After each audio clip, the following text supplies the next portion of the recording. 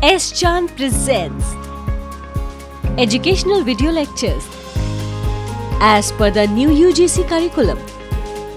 Difficult concepts made easy. Study anywhere, anytime. We know why accounting is important for a business. So in this lecture, we'll be taking our first steps towards the accounting process.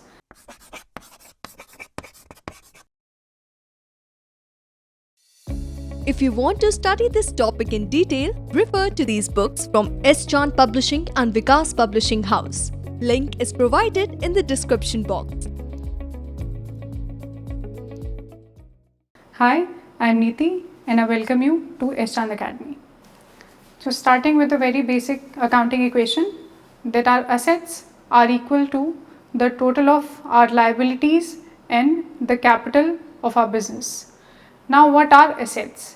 Assets are the economic resources or the benefits of a business. आपके वो resource जिनसे आप कोई benefit ले सकते हैं या आपका रेवेन्यू उनसे इनकर हो सकता है, उन्हें हम एसेट्स बोलते हैं. जैसे आपके एसेट्स को हम दो कैटेगरीज में भी बाइफिकेट कर सकते हैं, जैसे टैंजिबल एसेट्स या इंटैंजिबल एसेट्स. टैंजिबल लाइक आपका प्लांट, मशीनरी, कार्स, और intangible assets in the form of goodwill, intellectual properties. Liabilities आपके वो रिसोर्स हैं जो आप एज अ बिजनेस ओ करते हैं टू अ थर्ड पार्टी. जैसे आपके क्रेडिटर्स हैं, आपने कोई सामान ऑन अ क्रेडिट बाय किया है, तो आपकी जो लाइबिलिटी क्रिएट होती है टू पे देम, कि आप उनको फ्यूचर में पे करेंगे, that is your liability. Then what is left is the capital, the assets and the liabilities of a company. एक कंपनी की assets and liabilities के बाद कंपनी की जो नेट वर्थ बचती है उसे हम इक्विटी या capital invested into the company कहते हैं. Now the basic accounting mechanics, accounting concepts we have discussed, accounting principles we have discussed, accounting concepts and conventions we have discussed. लेकिन आपको इन्हें अप्लाई करना कैसे है. आपके पास बेसिक अंडरस्टैंडिंग है कि आपको क्या गाइडलाइंस फॉलो करनी है, आपको क्या अजम्पशंस करनी है वाइल रिकॉर्डिंग द ट्रांजैक्शंस. लेकिन उसके लिए फर्स्ट स्टेप जो आपको लेना है अपनी ट्रांजैक्शंस को रिकॉर्ड करने के लिए, that is what is called as double entry book keeping और double entry system of book keeping. As per this principle आप जो भी फाइनेंशियल ट्रांजैक्शन करेंगे अपने बिजनेस से रिलेटेड, वो कम से कम दो अकाउंट्स को रिफ्लेक्ट करेगा, दो अकाउंट्स को इम्पैक्ट करेगा. जैसे आप कोई भी ट्रांजैक्शन करेंगे, आपके पास उस ट्रांजैक्शन से रिलेटेड हमेशा एक डेबिट एंट्री होगी और उसी इक्वल अमाउंट की एक क्रेडिट एंट्री होगी. The basic principles of double entry, debit हम लेफ्ट में रिकॉर्ड करते हैं, क्रेडिट आपका रिकॉर्ड होता है on the right side of the account. Every debit must have a corresponding amount of credit. जब आप बेनिफिट रिसीव करते हैं उसे हम डेबिट करते हैं, जब आप कोई बेनिफिट देते हैं उस ट्रांजैक्शन को हम क्रेडिट करते हैं. These are the basic rules that we follow depending on कि आप किस टाइप के अकाउंट में एंट्री कर रहे हैं, आपकी ट्रांजैक्शन का नेचर क्या है. फर्स्ट, अगर पर्सनल अकाउंट से रिलेटेड कोई ट्रांजैक्शन होती है तो हम रिसीवर जो भी होगा उसको डेबिट करेंगे और क्रेडिट करेंगे अगर आपने उससे कुछ लिया है. Real accounts, in case of real accounts we debit what comes in and credit what goes out. In case of nominal accounts we debit all the expenses and we credit all the revenues and all the incomes that takes place.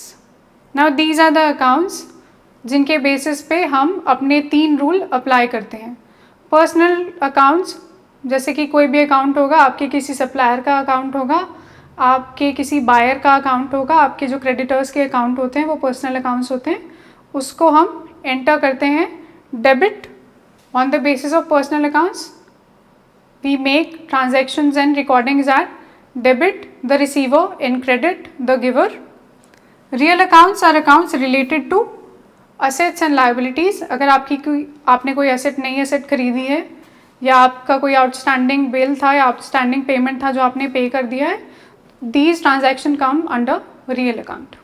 Nominal accounts are the accounts of your expenses and your revenues. जब भी आपको expense करेंगे, आप कुछ खर्चा करेंगे अपने business से रिलेटेड, तो वो आपका नॉमिनल अकाउंट क्रिएट होता है. उस केस में हम डेबिट करते हैं all the expenses, all the losses, and we credit all the revenues and all the gains and profits. So the double entry bookkeeping, जैसे हमने पहले डिस्कस किया था, the basic principle is कि आपकी कोई भी फाइनेंशियल ट्रांजेक्शन होगी बिजनेस से रिलेटेड, वो कम से कम 2 अकाउंट्स में रिफ्लेक्ट होगी. जैसे अज्यूम करते हैं कि आपने गुड्स सेल किए हैं ऑन क्रेडिट, आपने उसके पैसे नहीं लिए हैं, तो ये ट्रांजैक्शन आपकी कि आपने कुछ सेल किया है लेकिन उसके बदले में आपको पैसा नहीं मिला है, तो ये 2 अकाउंट्स में रिफ्लेक्ट होगा. कैसे? आपका सेल्स अकाउंट में रिफ्लेक्ट होगा, आपका सेल्स अकाउंट डेबिट होगा क्योंकि आपके पास से कुछ गया है, लेकिन आपके लिए एक असेट क्रिएट हुई है in the form of a debtor, तो वो 2 अकाउंट्स में रिफ्लेक्ट होगा. Now the basic benefits of using a double entry book keeping system.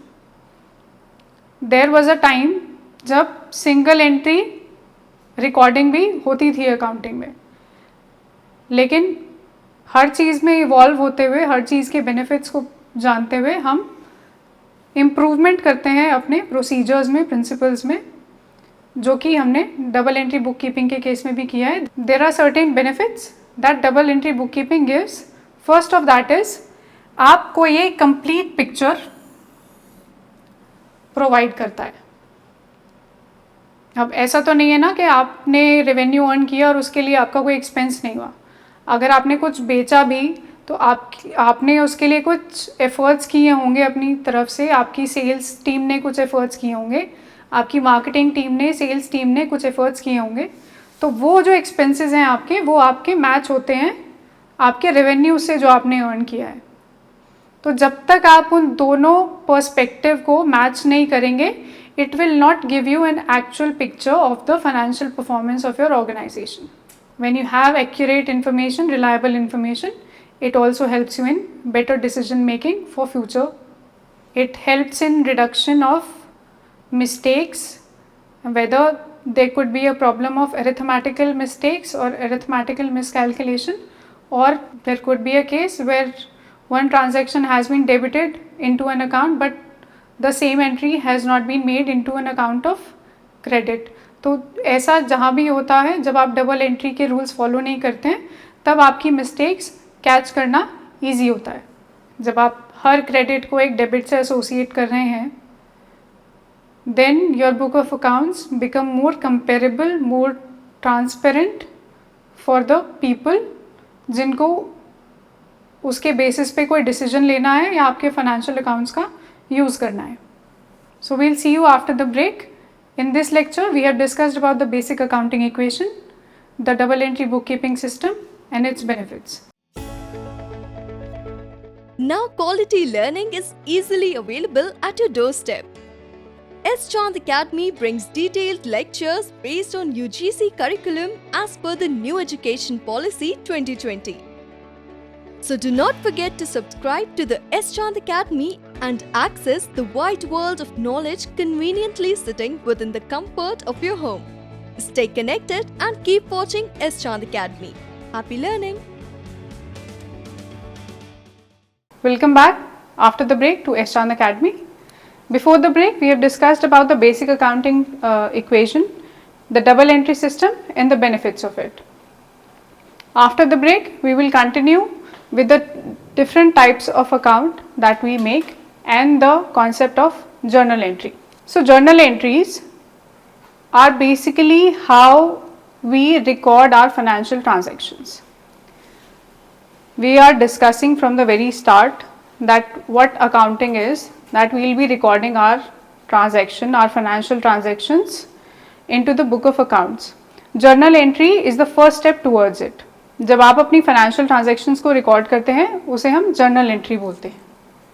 So these record all the transactions which are of financial nature are recorded in journal entries. It's not necessary that they are related to the business, core business activities. So these are not limited only to the buying and selling of goods in which your business operates. It provides important information about the future analysis, like when you sell something or you buy something, when you record it through a double entry bookkeeping system, you have enough information about for future analysis. It helps you in keeping the track of the financial transaction and financial activities of your business. So again, our basic accounting equation that assets are equals to liabilities plus capital. As we have discussed before, assets are something that a business owns, जिसके through आप अपनी profitable business operations करते हैं. Liabilities are something that a business owes to some other people or some other businesses, and capital is the net worth or net value of your business. Then we come to how to make these journal entries. Like we discussed before the break, that there are certain accounts, real account, personal account and nominal accounts, which are debited or credited on the basis of the nature of transactions. So which are the accounts which are to be credited or debited? Like very important 3 rules. We credit what comes in, debit what goes out, credit all the incomes and revenues, debit all the expenses, and in case of personal accounts, we debit the receiver and credit the giver. Now the basic meaning of credit and debit. Credit, what means is credit, when we do credit, we increase our liabilities or reduce our assets.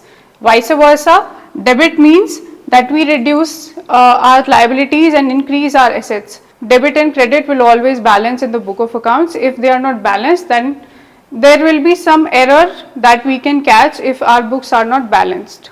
Now where this debit and credit happens, it happens in the ledger accounts, which are the book of accounts of all the asset, liabilities, expenses, stocks, stockholders, shareholders that we create in our book of accounts. Like for example, there's an item that has been sold on credit.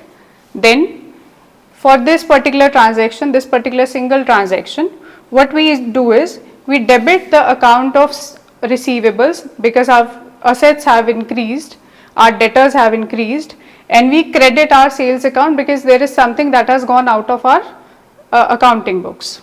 Then we have ledger accounts. Basically we have 3 types of ledger accounts: purchase ledger account, sales ledger account, and our general ledger accounts. Accounts which do not fall into the category of purchase or sales or payables or receivables, they come under the general ledger accounts. The general ledger accounts are further bifurcated into 2 categories. Nominal ledger account, that includes the income, expenses and depreciation. Private ledger accounts, that includes the salaries and wages account. The rest of these accounts of assets, stockholders, liabilities, equipments, they come under different accounts as under the heading of general ledgers.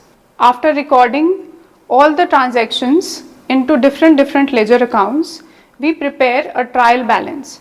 Trial balance आपकी at the end of a period आपके जो भी ledger accounts थे उनकी total balance को, whether it was a debit balance और a credit balance, आपके सारे लेजर अकाउंट्स के बैलेंस की स्टेटमेंट को हम ट्रायल बैलेंस कहते हैं. आपके अगर कैश अकाउंट में डेबिट बैलेंस है या क्रेडिट बैलेंस है, आपका सेल्स अकाउंट डेबिट बैलेंस, आपका परचेज अकाउंट का क्रेडिट बैलेंस, लास्ट में एक स्टेटमेंट में, एक रिपोर्ट में हम शो करते हैं जिसे हम ट्रायल बैलेंस कहते हैं. अब ट्रायल बैलेंस बनाने का बेनिफिट ये है कि जब आपकी सारी ट्रांजैक्शंस रिकॉर्ड होंगी एक रिपोर्ट और एक स्टेटमेंट के फॉर्म में, then it becomes easier for us to tally. अगर आपसे कोई अरिथमेटिकल मिस्टेक हुई है कि आपने क्रेडिट जिस अकाउंट को करना था उस अकाउंट को क्रेडिट नहीं किया, या किसी और अकाउंट को डेबिट कर दिया, या किसी गलत अमाउंट से क्रेडिट या डेबिट आपने कर दिया है, तो ट्रायल बैलेंस से आपकी ये मिस्टेक्स कैच हो जाती हैं. So it is basically, again, it is a summary of your ledger accounts. It helps in preparing the final accounts. It helps in the allocation of mistakes, कि आपसे अगर कोई मिस्टेक हुई है तो वो आपकी मिस्टेक कहाँ पर हुई है, कौन से अकाउंट में हुई है, किस बैलेंस को आपने ठीक से रिकॉर्ड नहीं किया है. Then we come to final accounts. The journey that we started with making the journal entries. जब आप अपनी सारी फाइनेंशियल ट्रांजैक्शंस को रिकॉर्ड कर रहे हैं अलग अलग अकाउंट्स में, आप लेजर अकाउंट्स में उनको रिकॉर्ड कर रहे हैं। लेजर अकाउंट से we are making trial balance. Trial balance में आपने at the end of a period सारे डेबिट बैलेंसेस, सारे क्रेडिट बैलेंस जब रिकॉर्ड कर लिए हैं, but that is not where the work ends. वहाँ पर आपका काम खत्म नहीं होता है कि आपने डेबिट बैलेंसेस को रिकॉर्ड कर लिया और क्रेडिट बैलेंसेस को रिकॉर्ड कर लिया है। वहाँ से आपका काम शुरू होता है फाइनल अकाउंट्स को प्रिपेयर करने का। किसी भी बिजनेस का बेसिक रिक्वायरमेंट क्या है कि आप eight the end of a period, जब आपकी ऑपरेटिंग एक्टिविटीज़ एक पर्टिकुलर ईयर के लिए एंड हो रही हैं, वी वांट टू नो कि हमने परफॉर्म कैसा किया था। तो जब हम ये परफॉर्मेंस अपने बिजनेस की जानना चाहते हैं, उस केस में हम दो तरह के अकाउंट्स प्रिपेयर करते हैं जो आते हैं हमारे फाइनल अकाउंट्स के अंडर। पहला आपका पोजिशनल स्टेटमेंट्स कि आपके बिजनेस की पोजीशन क्या है। सेकेंडली आपकी रेवेन्यू स्टेटमेंट्स कि आप प्रॉफिटेबल बिजनेस हैं या आप लॉस मेकिंग बिजनेस हैं। तो हम दो टाइप के अकाउंट्स बनाते हैं, पहला आपका balance sheet and second is और प्रॉफिट एंड लॉस अकाउंट। सो हम इनकम स्टेटमेंट बनाते हैं जो इंक्लूड करता है हमारा trading account and P&L account, and then we make our position statement, that is the balance sheet for the particular period of time. So now we can see that how our balance sheet, our position statement and our income statement, which is the profit and loss account, are different or similar to each other. Balance sheet आपकी assets को, आपकी liabilities को और आपकी equity या फिर आपकी capital को at a specific date show करता है, that एक स्पेसिफिक डेट पे which is usually at the end of a period like 31 March of a some year, कि उस डेट पे आपकी असेट, आपकी लाइबिलिटी और आपकी कैपिटल की पोजीशन क्या है। Where as profit and loss account show करता है आपकी कंपनी के expenses and revenue over a period of time rather than at a specific date. Balance sheet जो है आपकी एक स्पेसिफिक डेट पे प्रिपेयर होती है। P&L अकाउंट में हम आपके सारे रेवेन्यूज एंड एक्सपेंसेस रिकॉर्ड करते हैं for the whole year. Now balance sheet again, it is a statement, a position statement, whereas profit and loss account is an account. And lastly आपकी balance sheet follow करती है आपके profit and loss account की preparation को. So in this lecture we have discussed about the double entry bookkeeping system, the different type of accounts, the basic principles of accounting, and the journal entry system, and how we move from preparing journal entries to trial balance and finally to the final accounts that reveal the position in the income statement of the business. Thank you. If you want to study this topic in detail, refer to these books from S. Chand Publishing and Vikas Publishing House. Link is provided in the description box. If you found our video interesting, please like, share and subscribe. And do not forget to press the bell icon.